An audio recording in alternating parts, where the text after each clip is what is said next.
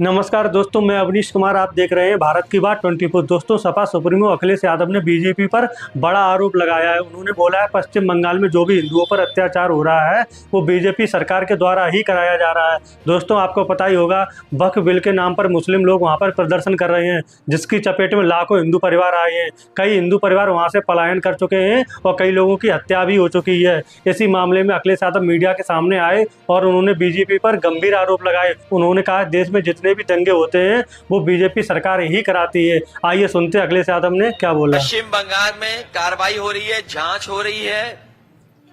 पश्चिम बंगाल में जो दंगा बताया जा रहा है, जो हुई है घटना, उस पे कार्रवाई भी हो रही है, जांच भी हो रही है। कई लोग गिरफ्तार भी कर लिए गए हैं। लेकिन इसके साथ साथ याद रखिएगा एक बात, ये दंगा कराने के पीछे अगर किसी का हाथ होता है तो हमेशा भाजपा ही होते हैं। मैं अपने यहां का उदाहरण देना चाहता हूं, कन्नौज का। कन्नौज में एक गरीब को इन्होंने पकड़ा, भारतीय जनता पार्टी के कार्यकर्ता नेताओं ने, और उससे कहा कि हम तुम्हें 10,000 रुपए या 20,000 रुपए देंगे, तुम ये जानवर का ये मांस इस मंदिर में फेंक दो। वो गरीब घबरा गया, उसने कहा कि मैं ये काम नहीं कर सकता हूं। लेकिन बीजेपी के नेता ने कहा कि हम तुम्हारे साथ चलेंगे। वो बीजेपी का नेता साथ गया उस गरीब के, उसे कुछ पैसा दिया और मांस फिकवाया, और उसका परिणाम यह हुआ कि वहां पर बड़ी पैमाने पे दंगा हो गया। एक दूसरे की दुकानें तोड़ दी गई, जला दी गई, नुकसान हुआ। जब हम सब लोगों ने जांच और सच्चाई बताई तो उसमें 17 भारतीय जनता पार्टी के नेता जेल गए। 17 नेता भारतीय जनता पार्टी के जेल गए। एनएसए लगा उन पर। हाईकोर्ट में आप जानकारी कर लेना उन पे किस तरह का वो केस था। तो जहां इस तरह की घटना होती, भारतीय जनता पार्टी के लोग शामिल रहते हैं। भारतीय जनता पार्टी के लोग चाहते हैं कि इसी तरह का समाज में झगड़ा लगा रहे, जिससे वो राजनीतिक लाभ उठा लें। क्योंकि जो बुनियादी सवाल हैं आप उनसे पूछिए। अगर ये हमें, आज तो साइंस है, आज तो एस्ट्रोनॉमी है, आज तो साइंस है ना हमारे आपके बीच में, और हमारे आपके पास न जाने कितने ऐप हैं जहां पे अगर मैं कोई बात कहता हूं तो वो आप जानकारी कर लेंगे, सच्चाई आ जाएगी सामने। चैट जीपीटी है मान लीजिए, और भी प्लेटफॉर्म हैं।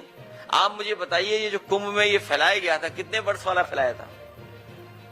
कितने वर्षों बाद हो रहा है? बताइए कहां से ये लेकर के आए थे? भारतीय जनता पार्टी छीनने की राजनीति करती है। भारतीय जनता पार्टी छीनने की राजनीति करती है, आपसे कुछ छीन ले, उसका ये बाकायदा प्रोग्राम बनाते हैं। पहले नोटबंदी किया इन्होंने, हमें आपको भरोसा दिलाया कि नोटबंदी से भ्रष्टाचार खत्म हो जाएगा, आतंकवाद खत्म हो जाएगा, हमारी अर्थव्यवस्था अच्छी हो जाएगी। क्या वो परिणाम आ रहे हैं? उसके बाद इन्होंने वैट छीन लिया, नया कानून लागू कर दिया जीएसटी का। जिस तरह से आजादी का जश्न मना था, उसी तरह जीएसटी का जश्न मनाया गया। और आप जान लीजिए कितने संशोधन जीएसटी में हो चुके हैं। व्यापार बर्बाद हो गया, व्यापार छीन लिया इन्होंने बहुत लोगों का, कारोबार छीन लिया इन्होंने। एंग्लो इंडियंस का एक आरक्षण होता था, विधानसभा में एक सीट थी, अपॉइंट हुआ करते थे। दिल्ली में लोकसभा में भी सीट थी। एंग्लो इंडियंस का इन्होंने आरक्षण छीन लिया।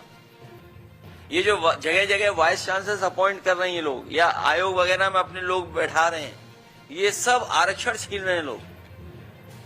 बौद्ध धर्मों का इन्होंने बहुत से स्थानों को छीन लिया। हाल ही में आपने देखा होगा जैन धर्म के लोग पूरे आंदोलित हैं। जो सत्य अहिंसा का, करुणा का रास्ता दिखाते हैं, उन्हें सड़कों पे आना पड़ा। वो इसलिए आना पड़ा कि उनके मंदिर की जमीन छीन रही है बीजेपी। ये भारतीय जनता पार्टी वक्फ बिल इसलिए लेकर के आई है जिससे ये जमीन छीन ले। भारतीय जनता पार्टी से बड़ी जमीनी पार्टी कोई नहीं है।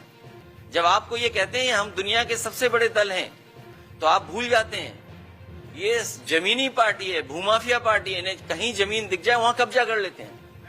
दोस्तों आपने अखिलेश यादव को सुना ही होगा, जितने हिंदू बेघर हुए हैं और जिनकी हत्या हो गई है उनके बारे में अखिलेश यादव ने कुछ भी नहीं कहा और ना ही उनकी कोई हेल्प करने का वायदा किया। बीजेपी सरकार हो, चाहे टीएमसी सरकार हो, चाहे समाजवादी पार्टी सरकार हो, देश की कोई भी सरकार हो, जिन हिंदुओं को वहाँ से बेघर कर दिया गया है उनके बारे में आज कोई बात नहीं कर रहा है। वो लोग दर दर की ठोकरें खा रहे हैं और अपने ही देश में एक ऐसी ज़िंदगी जी रहे हैं जहाँ पर वो अपने घर में भी रह नहीं सकते। दोस्तों इस पूरे मुद्दे पर आपकी क्या राय है, कमेंट सेक्शन में कमेंट करके ज़रूर बताएं और हमारे चैनल को सब्सक्राइब करें और इस वीडियो को ज़्यादा से ज़्यादा शेयर करें।